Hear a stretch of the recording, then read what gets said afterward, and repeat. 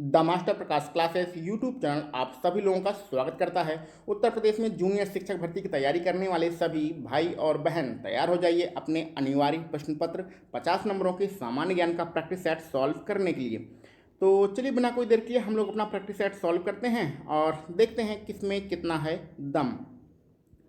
तो इस practice set का जो हमारा पहला प्रश्न है उसमें लिखा गया है निम्नलिखित युग्मों में कौन सा सही सुमेलित नहीं है, यानी किसका जोड़ा गलत है ये आपको बताना है।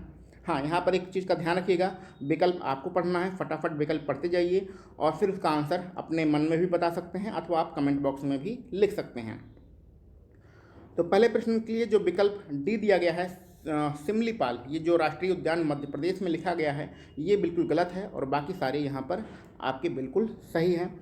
आगे बढ़ते हैं अपने दूसरे नंबर के प्रश्न पर। दूसरे नंबर के प्रश्न में है मैडम कामा ने भारत के त्रिरंगी स्वतंत्रता ध्वज को कहाँ पर फहराया था। तो बहुत ही महत्वपूर्ण नाम है मैडम कामा, इन्होंने जो भारतीय ध्वज है उसको कहाँ फहराया था। तो दूसरे प्रश्न के लिए विकल्प बी आपका सही रहेगा, स्टुटगार्ड। क्लियर, आगे बढ़ते हैं। बहुत ही आसान सा प्रश्न है, उत्तर प्रदेश में उर्दू प्रशिक्षण और अनुसंधान केंद्र कहाँ पर है। तो सबको पता है ये भैया कहाँ पर है, ये अपने प्रदेश की राजधानी लखनऊ में है, विकल्प सी सही रहेगा। आगे बढ़ते हैं चौथे नंबर पर। उत्तर प्रदेश में जो सीमांत कृषक होते हैं उनका क्राइटेरिया क्या होता है। तो चौथे प्रश्न के लिए विकल्प डी 2.5 हेक्टेयर से जिनकी ज़मीन कम होती है उन्हें हम लोग सीमांत कृषक कहते हैं। चलिए आगे बढ़ते हैं अपने पाँचवें नंबर के प्रश्न पर। भारत में कर्मचारियों के महंगाई भत्ते के निर्धारण का आधार क्या है। तो जो भारत सरकार के कर्मचारी होते हैं उन्हें जो महंगाई भत्ता दिया जाता है उसका आधार क्या होता है। तो यहाँ पर पहला विकल्प सही रहेगा, उपभोक्ता मूल्य सूचकांक। आगे बढ़ते हैं छठवें नंबर पर। भारत में सुनामी चेतावनी केंद्र कहाँ पर है। अब देखिए, जरूरी नहीं कि हम ही हर प्रश्न का आंसर बताएं, कभी कभी आप लोगों भी किसी प्रश्न का आंसर बताइए। तो ये जो 6 नंबर का प्रश्न है इसका आंसर आपको कमेंट बॉक्स में लिखना है, इसी बहाने आप कुछ ना कुछ तो कमेंट करेंगे, नहीं तो अधिकांश लोग तो कमेंट ही नहीं करते हैं। तो इस प्रश्न का आंसर सुनामी चेतावनी केंद्र कहाँ है कमेंट बॉक्स में बताइएगा। आगे बढ़ते हैं 7वें नंबर पर। निम्नलिखित में से वह कौन सा राज्य है जिसकी 2011 जनगणना के अनुसार सबसे अधिक जनसंख्या सघनता है। तो कौन से राज्य में सर्वाधिक जनसंख्या सघनता है। तो यहाँ पर आपका विकल्प डी वाला पश्चिमी बंगाल बिल्कुल सही रहेगा। सर्वाधिक जनसंख्या नहीं पूछ रहा है, जनसंख्या सघनता पूछ रहा है। आगे बढ़ते हैं और साइंस के प्रश्न पर चलते हैं। प्रकाश संश्लेषण की जो क्रिया होती है उसमें जो प्रकाश ऊर्जा होती है उसका रूपांतरण किस में होता है। तो 8वें प्रश्न के लिए विकल्प बी रासायनिक ऊर्जा सही रहेगा। आगे बढ़ते हैं 9वें प्रश्न के लिए और 1 मिनट का समय दीजिए, इसको थोड़ा सा एडजस्ट कर लेते हैं। हाँ ठीक, 9वें नंबर के प्रश्न में लिखा गया है दक्षिण भारत में जो केरल है वहाँ पर एक जगह है जिसको हम लोग मालाबार क्षेत्र कहते हैं, वहाँ पर एक विद्रोह हुआ था जिसका नाम है मोपला विद्रोह, और ये कब हुआ था यही आपको बताना है। तो यहाँ पर विकल्प सी 1921 बिल्कुल सही है। आगे बढ़ते हैं। 3 देश, भारत में ऐसे कौन से राज्य हैं जो 3 देश नेपाल, भूटान और चाइना, इन तीनों के साथ अपना बॉर्डर बनाता है। तो उस राज्य का क्या नाम है। 10वें प्रश्न में सबसे आखिरी वाला जो विकल्प है विकल्प डी सिक्किम आपका बिल्कुल सही है। आगे बढ़ते हैं। सार्वजनिक वितरण प्रणाली जिसका हम लोग गाँव में राशन वासन बांटा जाता है उसका क्या लक्ष्य होता है। तो सार्वजनिक वितरण प्रणाली का क्या लक्ष्य है, यहाँ पर हमारा विकल्प ए बिल्कुल सही है, गरीबों को खाद्य सुरक्षा उपलब्ध कराना। ठीक है, आगे बढ़ते हैं। उत्तर प्रदेश के किस जिले में सबसे पहले सोलर ऊर्जा संयंत्र लगाया गया था। तो 12 नंबर में विकल्प सी आपका सही रहेगा, अलीगढ़। 13 नंबर पर चलते हैं। भारतीय राज्यों में, देखिए यहाँ पर राज्य का पूछ रहा है, ठीक है, केंद्र का नहीं पूछ रहा है, राज्य का पूछ रहा है। राज्यों में जो मुद्रा बिल होता है वो मुद्रा बिल है अथवा नहीं है, इसको कौन प्रमाणित करता है। तो भारतीय राज्यों में जो मुद्रा बिल होता है वो जो विधानसभा का अध्यक्ष होता है उसके अंडर में होता है। तो राज्य विधानसभा का अध्यक्ष इस बात का निर्णय करता है कि कौन सा बिल मुद्रा बिल है अथवा नहीं है।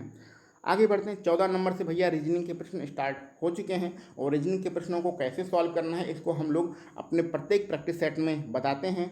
इसके लिए आपके टोटल रीजनिंग के 20 प्रैक्टिस सेट बनाए भी जा चुके हैं, तो आप सभी उन चीज़ों को देख लीजिएगा। इसमें हम आपका सिर्फ आंसर बता दे रहे हैं, बाकी वीडियो पॉज करके आप इसको सॉल्व कर लीजिएगा। 14 नंबर में विकल्प डी सही होगा, इसको कैसे सॉल्व करना है आप सभी लोगों को पता है। 15 नंबर का विकल्प ए सही रहेगा। आंसर हम लोग बता देते हैं। बाइनरी नंबर का क्वेश्चन सॉल्व नहीं किया गया है, इसको अभी आप छोड़ दीजिए। इसी चैनल पर 2-4-5 दिन में बाइनरी नंबर के सारे प्रश्न आपको उपलब्ध हो जाएंगे, जिसको आता है वो कर सकता है। यहाँ पर विकल्प ए सही रहेगा। और ये क्या निकालना है, कौन सा भिन्न है ये निकालना है। अंग्रेजी वर्णमाला का बहुत ही आसान प्रश्न है, ये विकल्प डी इसका सही होगा। और ये समय का यानी कि जो घड़ी होती है उसका एक बहुत ही नॉर्मल सा प्रश्न है, आप प्रश्न को बड़े आराम से पढ़िए, सब कुछ इसका आंसर निकाल सकते हैं। यहाँ पर विकल्प ए तो यहाँ पर आपका 18 नंबर में विकल्प ए सही रहेगा। और 19 नंबर किसका, कैलेंडर का प्रश्न है, और कैलेंडर के प्रश्न तो आप बहुत सॉल्व कर चुके हैं, आराम से बैठ के इसको सॉल्व कर सकते हैं। विकल्प डी इसका सही रहेगा। और ये जो 20 नंबर का प्रश्न है इसमें समीकरण दिया रहेगा, ये समीकरण है, इसको आपको सॉल्व करना है, ठीक है।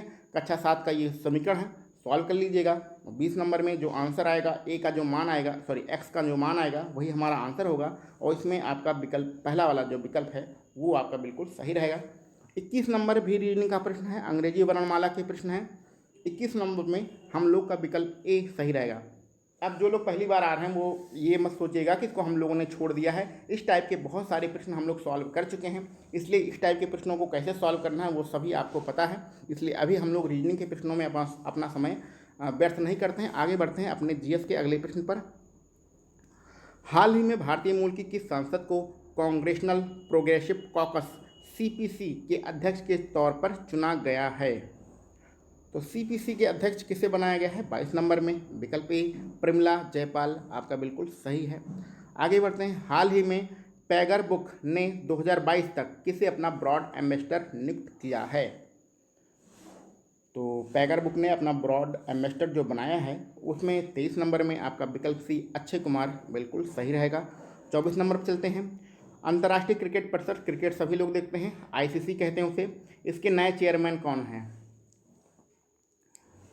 तो जो अध्यक्ष हैं आईसीसी के 24 नंबर में जो बनाए गए हैं वो ग्रेग बर्कले हैं, विकल्प ए यहाँ पर बिल्कुल सही रहेगा।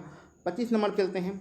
हाल ही में की गई घोषणा के अनुसार कौन सा देश फीफा अरब कप टूर्नामेंट 2021 की मेज़बानी करेगा? तो जो अरब कप है यानी जो फीफा के अंडर में आयोजित किया जाता है उसकी मेज़बानी कतर कर रहा है, यहाँ पर विकल्प सी आपका बिल्कुल सही है। और ये एक चीज़ और देखिएगा, ये शायद कैंसिल हो चुका है कोरोना की वजह से ही, शायद ये जो है प्रोग्राम जो है ये टूर्नामेंट कैंसिल किया जा चुका है, इसको आप कंफर्म कर लीजिएगा। 26 नंबर चलते हैं। हाल ही में कर्नाटक में हावेली रेलवे स्टेशन का नाम बदला है और इस स्टेशन का नाम बदलकर क्या किया है यही आपको बताना है। तो 26 नंबर का आपका पहला विकल्प महादेवला मैलारा, ये बिल्कुल सही रहेगा। आगे बढ़ते हैं। बहुत ही आसान सा प्रश्न है।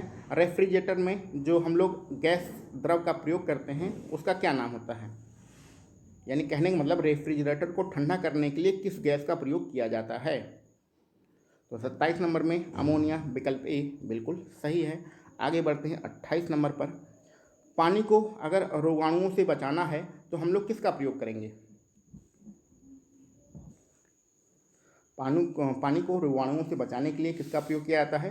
तो इसमें क्लोरीन का भी प्रयोग करते हैं, ओजोन का भी प्रयोग करते हैं। इस प्रकार आपका विकल्प सी यहाँ पर सही रहेगा, ए और बी दोनों। आगे बढ़ते हैं। आँख का कौन सा हिस्सा है जिसे ट्रांसप्लांट किया जा सकता है, यानी कि जिसे बदला जा सकता है? आँख के किस हिस्से को हम लोग बदल सकते हैं? तो यहाँ पर सबको पता है कार्निया को बदला जा सकता है, विकल्प ए आपका बिल्कुल सही रहेगा। आगे एक बहुत ही आसान सा प्रश्न है। राज्यपाल की नियुक्ति कौन करता है? तो भैया सबको पता है राज्यपाल की नियुक्ति विकल्प सी राष्ट्रपति द्वारा किया जाता है। आगे बढ़ते हैं। राज्य सरकार को अगर बर्खास्त करना है तो किसके द्वारा किया जाता है? सोच समझ के आंसर दीजिएगा, क्योंकि ऐसे आसान प्रश्नों में बहुत बार गलतियां हो जाती हैं। यहाँ पर आपका विकल्प डी सही रहेगा। अगर राज्य सरकार यानी विधानसभा को बर्खास्त करना है तो राज्यपाल सिफारिश करता है और बर्खास्त करने का जो काम करता है वो राष्ट्रपति द्वारा किया जाता है। आगे बढ़ते हैं। भारत के जो संविधान है उसमें कुल कितने भाग हैं? तो भैया सबको पता है उसमें टोटल 22 भाग हैं, विकल्प डी सही है। यहाँ पर सारे प्रश्न थोड़ा आसान ही हैं। आगे बढ़ते हैं, सुविख्यात जो सूर्य मंदिर है, सूर्य मंदिर कहाँ पर है? तो सबको पता है भैया सूर्य मंदिर कोणार्क में है, विकल्प सी इसका सही रहेगा। शक संवत का पहला सप्ताह कौन सा होता है, सॉरी पहला माह कौन सा होता है? तो ये आपके जो 12 महीनों के नाम हैं हिंदी वाले, उसके आधार पर बताना है कि शक संवत का पहला महीना कौन सा होता है। तो 34 नंबर में जो आपका विकल्प बी लिखा है चैत्र, ये बिल्कुल सही है। 12 महीनों के नाम आपको एक बार देख लीजिएगा जो हिंदी महीने हैं। आगे बढ़ते हैं, भूदान आंदोलन किसने प्रारंभ किया था? तो बहुत ही आसान प्रश्न है, विनोबा भावे, यहाँ पर आपका बिल्कुल सही है। ये आसान प्रश्न है, इसमें ज़्यादा समय देने की जरूरत नहीं है, फटाफट हम लोग निपटाते चलते हैं। इनकलाब जिंदाबाद का नारा किसने दिया था? तो सबको पता है महान क्रांतिकारी भगत सिंह ने इनकलाब जिंदाबाद का नारा दिया था। आगे बढ़ते हैं, निम्नलिखित में से कौन सा विकासशील अर्थव्यवस्था की विशेषता नहीं है? इस नहीं शब्द को विशेष रूप से पढ़िएगा। तो विकासशील अर्थव्यवस्था की विशेषता कौन सी नहीं है? तो यहाँ पर हमारा विकल्प बी सही रहेगा, पूंजी निर्माण की उच्च दर।